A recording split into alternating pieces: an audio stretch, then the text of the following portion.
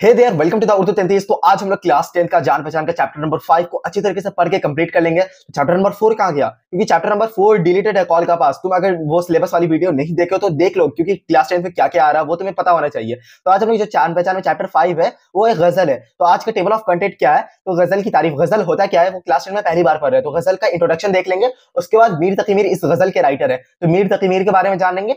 और उसके बाद गजल पढ़ेंगे, उसके साथ साथ खुलासा भी पढ़ लेंगे, उसका जो भी रहेगा खुलासा। उसके बाद वर्ड मीनिंग, मानी, जो भी भारी भारी वर्ड मीनिंग रहेगा उस सबका मानी देख लेंगे, उसका आंसर। उसके बाद क्वेश्चन आंसर, क्वेश्चन जो भी बुक में दिया हुआ उसका साथ ही साथ सॉल्यूशन यहाँ पे देख लेंगे। उसके बाद पूरा चैप्टर एंड करने के बाद खुद से बना के लाया हूँ एमसीक्यू की प्रैक्टिस कर लेंगे, क्विक रिवीजन के लिए। पूरा चैप्टर तुमने बढ़िया से पढ़ा है कि नहीं, तो एमसीक्यू का आंसर तुम दे ही लोगे। तो चलो स्टार्ट करते हैं। तो सबसे पहले गजल का इंट्रोडक्शन देखते हैं, गजल क्या होता है। तो गजल अरबी जबान का लफ्ज है, यह फारसी और उर्दू में भी इस्तेमाल होता है। इस गजल की लफ्जी मानी है औरतों से बात करना या औरतों की बातें करना या इश्क और मोहब्बत का इजहार करना। बेसिकली गजल जो होता है ना उसमें औरतों यानी महबूबा के बारे में बात लिखी जाती है, जो भी इश्क इसमें मोहब्बत वाली होगी।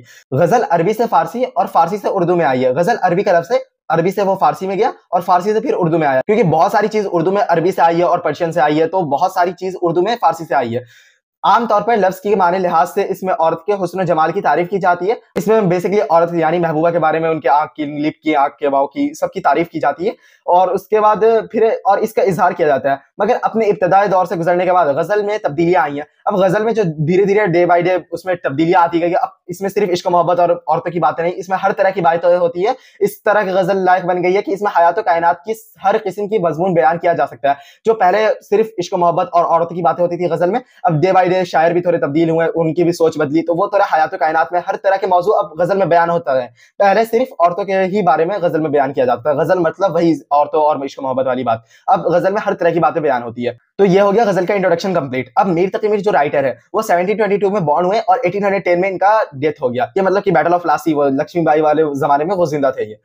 तो मीर तकी मीर आगरा में पैदा हुए। अभी बच्चे ही थे कि वालिद का इंतकाल हो गया, वो बच्चे ही थे कि वो यतीम हो गए, वालिद का इंतकाल हो गया। कुछ दिन बाद वो दिल्ली में आ बसे। कुछ दिन बाद वो आगरा से दिल्ली शिफ्ट हो गए। दिल्ली की जिंदगी में जब इंतशार पैदा होने लगा, दिल्ली की जिंदगी में इंतशार कब पैदा हुआ? जब वो ब्रिटिश और इंडियन में लड़ाई हुई थी पहले 1757, तो उस टाइम इंतशार पैदा होने लगा। तो इंतशार पैदा होने लगा, ताश वाश में लखनऊ में चले गए वो, मतलब एम्प्लॉयमेंट के लिए मेन दिल्ली से वो लखनऊ आ गए। और बाकी की पूरी जिंदगी वो लखनऊ में ही गुजारी। वहां का लखनऊ का माहौल उनके पसंद आ गया, लखनऊ में ही ये सारी जिंदगी गुजारे। मीर क्लासिकी उर्दू गजल के एक बड़े शायर थे, वो उर्दू गजल के इमाम समझे जाते हैं। और ये बहुत ही इंपॉर्टेंट लाइन है, जितनी भी गजल लिखने वाले शायर गुजरे उन सब के इमाम समझे जाते हैं मीर तकी मीर। किसी को ये टाइटल नहीं मिला, ये गजलों के इमाम समझे जाते हैं। सादा और आम फाम अल्फाज में सोजो गुदास कैफियत पैदा करना मीर की में कोई सानी नहीं। मतलब सादा इजी लैंग्वेज में है ना, वो कैरेक्टर जो गजल में जो भी कैरेक्टर के बारे में लिखते थे उससे एक बॉन्ड कनेक्ट करना, ये इनको बहुत ही अच्छे से आता था। तो एक इमोशनली वो बॉन्ड क्रिएट कर पाते थे अपने गजल के थ्रू। उसके बाद जो था, गजलों के अलावा शायरी के दूसरे असनाफ में गजल होता है क्या, शायरी का एक ब्रांच होता है गजल। और इसके और भी डिफरेंट डिफरेंट ब्रांचों में ये मतलब उसमें भी जौहर, मतलब जौहर क्या मतलब कि अपनी काबिलियत दिखाए हैं। इनकी मसनवी बहारे इश्क, शोले इश्क और दरिया इश्क की भी बहुत शोहरत मिली। ये सब इनके मसनवी लिखे हुए हैं, तो ये सबको भी बहुत ही ज्यादा पॉपुलैरिटी मिली। उसके बाद फारसी में उर्दू के एक तस्करा निकातुश शारा और जिक्र मीर, ये उन्वान से अपनी सवाना हयात पर लिखी है। सवाना हयात क्या हुआ, मतलब बायोग्राफी, ये खुद से लिखे हैं। जिक्र मीर और निकातुश शारा ये दो बायोग्राफी ये खुद लिखे हैं। उसके बाद इन्हें खुदाए सुख्न के लक़ब से याद किया जाता है। खुदाए सुख्न के लक़ब से किन्हें याद किया जाता है, ये बहुत ही इंपॉर्टेंट क्वेश्चन राइज होता है यहाँ पर से। तो मीर तकी मीर को याद किया जाता है, ये याद रख लेना। अब मीर तकी मीर का इंट्रोडक्शन कंप्लीट होता है, तो अब हम लोग सीधा आते हैं अपने मेन नस्म पे, हस्ती अपने हबाब की सी है जो लिखा हुआ है। तो ये गजल स्टार्ट होता है, हस्ती अपने हबाब की सी है, ये नुमाइश शराब की सी है। हस्ती, हस्ती एक मतलब कि हस्ती का बस्ती वाला नहीं, हस्ती एक वजूद, एक जिंदगी, जिंदगी एक लिविंग एंटिटी को हस्ती यहाँ पे बताया गया। हस्ती अपने हबाब, हबाब उसको बोलते जो बुलबुला, जो पानी के इसमें बुलबुला जो नमूदार होता है ना, उससे हबाब बोलते हैं। तो हस्ती अपने हबाब की सी है, ये नुमाइश शराब की सी है। नुमाइश, नुमाइश मतलब हो गया शोहरत, फेम हो गया, ठीक। नुमाइश शराब की सी है, तो ये बोलते हैं कि हस्ती अपने हबाब की सी है, जो जिंदगी है ना ये बस एक बुलबुले के मानिंद है। ये जो तुम्हारा ये जो भी दिखावा और शोहरत ये सब है ना, ये शराब, शराब मतलब होता है धोखा, ये सब मुंह माया है, धोखा है।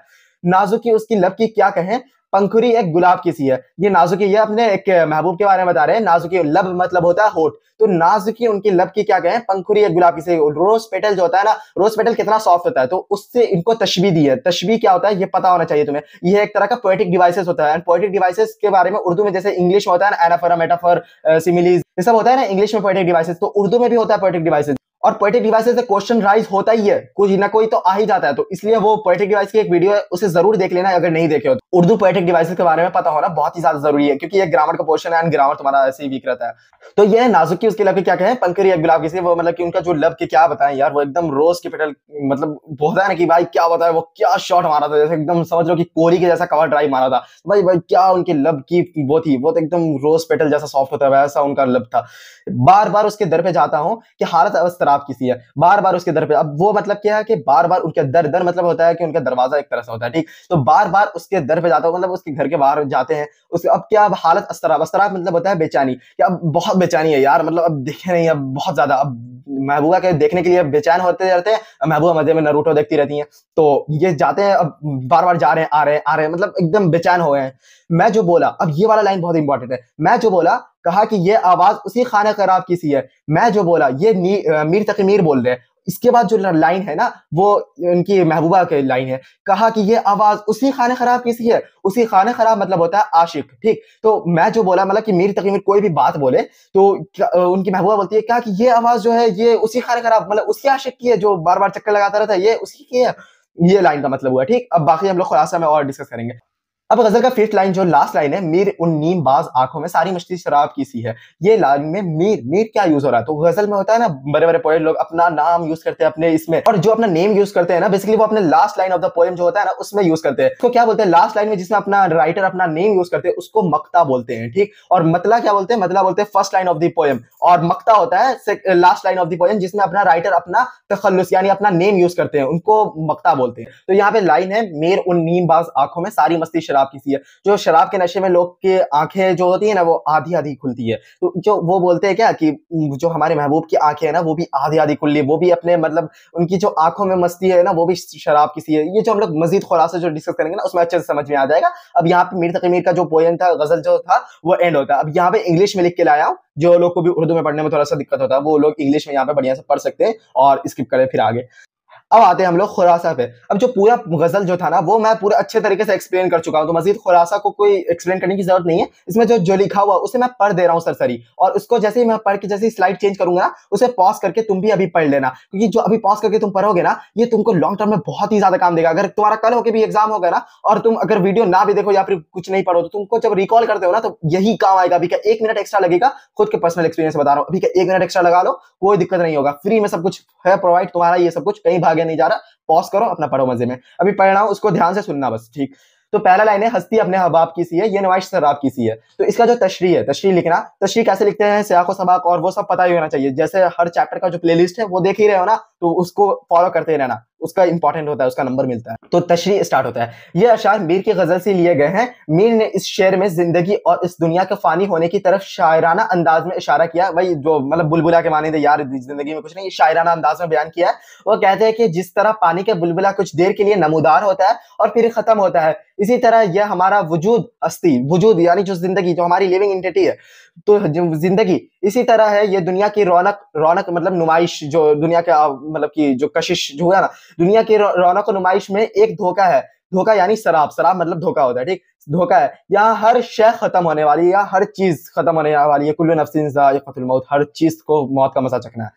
उसके बाद नाजुकी उसकी लब की क्या कहें, पंखुड़ी एक गुलाब की सी है। तो इसका जो तशरीह है, मीर का मशहूर शेर है, इसलिए तो इसका जो तशरीह है, मीर का मशहूर शेर है। इस शेर में मीर ने अपने महबूब की नाजुक सुर्ख होठों को गुलाब के पंखुड़ी से तशबीह दी है। तशबीह गुलाब को जैसे होता है ना, किसी चीज को कोई और से कंपेयर करना दी है। और तशबीह होता है क्या है कि लाइक उसैन बोल्ट क्या चीते की रफ्तार में दौड़ता है यार, तो मैं चीता का यहाँ पे क्यों यूज किया, क्योंकि चीता भी तेज दौड़ता है, तो चीता की तरह वो भी तेज दौड़ता है, तो चीते की रफ्तार, तो यहाँ से मैं उसैन बोल्ट पे एक चीते से तशबीह दिया हूँ, ठीक। इसी तरह समझना, किसी और चीज को कंपेयर करके किसी और चीज को समझाया जाता है ना, उसे तशबीह कहते हैं, ठीक। वो कहते हैं कि मैं अपने महबूब के लब की नाजुकी की बयान करूं, बस समझ लीजिए कि वो एक गुलाब के पंखुड़ी के मानिंद है। बस समझ लीजिए कि वो रोज पेटल के जैसा, बता ही चुका हूं यार, कितना बार समझोगे। उसके बाद तीसरा जो लाइन है, बार बार उसके दर पे जाता हूं कि हालत अब इस्तराब की सी है। तशरीह इसका जो है, मीर कह रहे हैं कि इश्क ने मुझे इस कदर बेचैन मुस्तरब कर दिया है, मतलब इश्क ने मुझे इस कदर अंधा कर दिया है कि मैं अपने महबूब के दीदार के लिए बार बार उसके दरवाजे पर जाता हूं, मुझे किसी तरह चैन नहीं आता। बार बार उसके दरवाजे पे जा रहे हैं, फिर आ रहे हैं। तो चौथा लाइन है, मैं जो बोला कि ये आवाज उसी खाने खराब की सी है। तशरीह इसका, मीर कहते हैं कि मेरी आवाज सुनकर मेरे महबूब ने कहा कि ये तो उसी खाना खराब, यानी खाना खराब आशिक, मतलब बताया था ना, खाना खराब आशिक की सी आवाज है। शायर को एहसास है कि महबूब उसकी आवाज को जानता और पहचानता है। वो कह रही है कि अरे ये तो वही है जो चक्कर लगाता रहता है, और शायर को इस बात की खुशी है कि अरे वो तो मेरी आवाज को पहचानती है यार। उसके बाद जो लास्ट एंड फिफ्थ लाइन है, मीर उन्नी बाज आंखों में सारी मस्ती शराब की सी है। तशरीह इसका जो है, कायदा है कि शराब पिए हुए शख्स की आंखें पूरी तरह नहीं खुलती। मीर के महबूब की आंखों की भी यही कैफियत है। अध खुली आंखें बज़ाहिर करती हैं कि इनमें भी शराब की ही मस्ती है। इस शेर में भी तशबीह और ये गजल का मक्ता है। इस शेर में भी शराब से तशबीह दी गई है और ये गजल का लास्ट लाइन है। और बताया था ना कि लास्ट लाइन में अपना तखल्लुस यूज करते तो मक्ता है, तो ये चीज यहाँ पे बता दिया गया। अब भूलना मत कि मक्ता किसको कहते हैं, ठीक। अब ये तुम्हारी बुक में है ना, कुछ इंपॉर्टेंट लाइन दिया हुआ था। ऐसे तो मैं सब कुछ समझा ही दिया हूँ, लेकिन लिखा रिटन फॉर्म में कुछ अलग ही बात होता है। तुम पॉज करके रीड भी कर सकते हो, ऐसे मैं समझा दे रहा हूँ क्या लिखा है। ठीक, गौर कीजिए कि जो बात है, गजल का आखिरी शेर जिसमें शायर अपना तखल्लुस इस्तेमाल करता है उसे मक्ता कहते हैं, बार बार समझाया हूँ। उसके बाद है, तेज धूप में रेगिस्तान को देख के कुछ दूरी पर पानी चमकता नजर आता है। ये दरअसल रेत भी होती है, रेत ही होती है, पानी होने का सिर्फ धोखा होता है। जो कहीं पे है ना बालू, है ना बालू धूप की इससे है ना बहुत ही ज्यादा चमकता है और वो ऐसा लगता है कि वहां पे पानी है। तुम सफा और मरवा वाला, बीबी हाजरा वाला किस्सा जानते होगे कि वो पानी के लिए 7 चक्कर लगाती हैं ऐसे ऐसे। तो ये वही किस्सा है कि मतलब कि धूप, मतलब कि वो एक धोखा होता है, वो एक शराब होता है। तो मैं बेसिकली शराब का मतलब बताया गया कि वो एक पानी का जो धोखा होता है ना, उससे बेसिकली शराब कहते हैं, हर धोखे को नहीं कहते, ठीक। अब जो गजल के दूसरे शेर में होठों को गुलाब की पंखुड़ी जैसा बताया गया, गजल के दूसरे शेर में जो होठ को, उसे तशबीह कहते हैं। तशबीह का कितना बार बता चुका हूँ, वीडियो जरूर मिस मत करना, पोएटिक डिवाइसेस बहुत इंपॉर्टेंट होता है। इससे तुम्हारा चैप्टर तो कंप्लीट हो गया सारा। मेरे ख्याल से कोई मुश्किल अल्फाज जो भी था वो तो मैं समझा ही दिया हूँ, भी एक बार पढ़ लेते हैं, क्या जाता है। तो जो पहला अल्फाज है हस्ती, हस्ती मतलब होता है वजूद, जिंदगी, बता चुका हूँ। हवा, हवा मतलब होता है बुलबुला, बुलबुला, बुलबुल हो गया यार यहाँ पे गलती। अस्तराब, अस्तराब मतलब बेचैनी, अस्तराब मतलब बेचैनी, वो जो बार बार दर पे जाते थे आते थे, बेचैनी थी इनको। नीमबाज मतलब अधखुली, नीम मतलब होता है ये अधूरा, ठीक। तो अधखुली की, नाजुकी मतलब समझ में ही आ रहा है, नजाकत, नाजुक। नुमाइश, नुमाइश मतलब होता है दिखावा, दिखा मुराद दुनिया, नुमाइश। खाना खराब, खाना खराब जिसका घर बर्बाद हो गया, मुराद आशिक, आशिक वाले का घर भी बर्बाद होना। उसके बाद है मशकी सवाल और जवाब, यानी क्वेश्चन आंसर। इंसानी जिंदगी की हकीकत क्या है। अब है ना, एक सेकंड, तो ये जितना भी डिजाइन है ना, कलर पैटर्न से लेके फॉन्ट, सब कुछ मैं खुद डिजाइन करता हूँ हर वीडियो का। इसमें यार मैं बहुत ही ज्यादा चेंजेस किया हूँ, तो ये चेंजेस कैसा लगा जरूर बताना। और ये जो वीडियो जिस डेट में तुम देख रहे हो ना, वो डेट आज का जरूर कमेंट करके बताना, उससे मुझे एक पता चलेगा भाई किस तारीख में तुम देख रहे हो, ठीक। और कोई भी क्वेश्चन होगा कमेंट करना। तो फर्स्ट क्वेश्चन पे आते हैं, इंसानी जिंदगी की हकीकत क्या है। जवाब, खुदा ने दुनिया को इस तमाम मखलूक को आर्जी जिंदगी अता की है, एक रोज सब खत्म हो जाएगा। शायर ने दुनिया को नापायदारी और हस्ती को पानी के बुलबुले जैसा बताया है। जिस तरह वो कुछ देर के लिए पानी की सतह पर नमूदार होता है, इसी तरह हस्ती या हमारा वजूद भी चंद रोज के लिए है। देखो ये लाइन अब तुम्हें थोड़ी भारी लग रही होगी ना, ये लाइन से जो भी तुम मतलब निकाल रहे हो ना, वो उसे बस उर्दू में लिख देना। जरूरी नहीं कि तुम रट्टू मलतोता की तरह पूरा रटो और एग्जैक्ट ही ये चीज लिखो। मैं तुम्हारे हेल्प के लिए लिख के लाया हूँ, मतलब तुम समझ लो चैप्टर, उसके बाद अपने अल्फाज में उसको आंसर लिख सकते हो, कोई नंबर नहीं कटेगा, ठीक, लेकिन सही होना चाहिए। अब सेकंड क्वेश्चन जो है, बेचैनी के आलम में शायर पर क्या बीत रही है। बेचैनी के आलम पे शायर पर क्या बीत रही है, बताइए। तुमको बार बार दर पे जा रहे हैं आ रहे।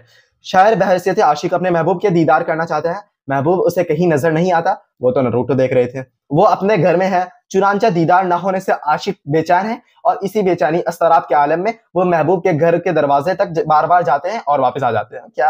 और जो लास्ट जो थर्ड क्वेश्चन है, शेर में खाना खराब कहाँ गया किया, तो जो जवाब थर्ड है, खाना खराब मानी है जिसका घर बर्बाद हो गया, मुराद आशिक। एक आशिक के इश्क में हर चीज से बेनियाज हो जाता है, उसे अपने घर के भी होश नहीं रहता, हर चीज में एकदम प्यार अंधा हो जाता है, उसे कुछ चीज का होश ही नहीं रहता, वही चीज है। अब इतना कुछ करने के बाद तुम्हारा चैप्टर तो पूरी तरीके से एंड हो गया। हम लोग गजल के बारे में जान लिया, गजल क्या होता है, मीर तकी मीर के बारे में जान लिया। उसके बाद जो गजल था उसको पढ़ लिया अच्छे से, उसका खुलासा, और उसके बाद फिर मानी भी देख लिया, उसका क्वेश्चन आंसर सब कुछ कंप्लीट हो गया। इतना में तुम एकदम डन हो चुके हो फुल्ली चैप्टर। अब जो होता है ना, एक मॉक टेस्ट देने का मन करता है, जब पूरा आदमी जान लेता है चैप्टर अच्छे से, तो एक एमसीक्यू प्रैक्टिस, उसी को कंसिडर करके मैं कुछ एमसीक्यूज लेके आया हूं, उसका आंसर देने की कोशिश करना। तो पहला जो एमसीक्यू है उसका, मीर तकी मीर की पैदाइश। मीर तकी मीर की पैदाइश कब हुई, 1732 से 1810, 1822 से 1910, 1722 से 1810। अब स्टार्टिंग में जो नहीं ध्यान दिए होंगे ना, उनको थोड़ा सा कंफ्यूजन हो रहा होगा, ये थोड़ा हिस्ट्री रिलेटेड क्वेश्चन पूछ दिया हूं, लेकिन भाई इंपॉर्टेंट है, पैदाइश को एक नंबर मिलता है इसका। तो इसका ऑप्शन है सी, 1722 से 1810, बड़ा बड़ा शब्दों में देख रहे होंगे। उसके बाद, किसका दीदार ना होने से शायर बेचैन है। शराब का दीदार ना होने से शायर बेचैन है, यार शराब ही नहीं मिल रही। महबूब का दीदार या फिर मीर का दीदार, बताओ यार, मीर का दीदार होने से शायर बेचैन है, आंसर क्या है। अरे महबूब का, भाई महबूब, पूरा चैप्टर इसी पे बेस है, बी आंसर इसका। दे ही चुके होगा आंसर, पता है मुझे, बट कुछ कुछ होंगे जिसको नहीं पता होगा। अब लास्ट क्वेश्चन, और लास्ट एमसीक्यू, दर क्या है? दर, दर जो दरवाजा था ना, दर क्या है? अब ये कुछ ग्रामर रिलेटेड क्वेश्चन पूछ दिया हूं। दर फेल है, दर इस्म है, दर महबूब है। अब बताओ दर क्या है? दर दरवाजा मैं तो पहले ही बता दिया यार। महबूब तो है ही नहीं। तो दर फेल नहीं है, दर इस्म है। किसी भी चीज को इस्म कहते हैं ना, इसका डेफिनेशन क्या है ग्रामर वाले वीडियो में पूरे अच्छे तरीके से मैं इस्म को और जितना भी ग्रामर पोर्शन है उससे पूरी अच्छे से एक्सप्लेन कर दिया हूं। तो वो वीडियो जरूर मिस मत करना, जरूर जाके देखना, अभी तुम्हें टैप करके देख लेना। उसके बाद इसी के बाद तुम्हारा सारा एमसीक्यू का प्रैक्टिस जो भी था, चैप्टर पूरी एंड हो चुका है। चैप्टर को कैसा लगा तुम्हें ये वीडियो वो जरूर कमेंट करके बताना, और किस दिन में देख रहे हो तारीख जरूर कमेंट करके बताना। अपने फ्रेंड के साथ जरूर शेयर कर देना। देखो उर्दू जो लोग भी जानते हैं ना, ये उर्दू को जरूर को शेयर कर देना हर किसी के साथ। एंड इस तरह की मजीद वीडियो के लिए मुझे सब्सक्राइब कर लेना इस चैनल को। एंड इंस्टाग्राम पे फॉलो नहीं किया तो इंस्टाग्राम पे जरूर फॉलो कर लेना। इंस्टाग्राम पे वो मैं अलग टाइप का कंटेंट बनाता हूँ, तो वो भी तुम्हें जरूर हेल्प मिलेगी। वहां पे भी कोई फालतू कंटेंट होता नहीं है, बहुत ही ज्यादा हेल्प मिलेगी। फॉलो कर लेना एंड शेयर करना अपने फ्रेंड के साथ, जरूर शेयर जरूर कर देना, लाइक कर देना यार, लाइक नहीं करते हो।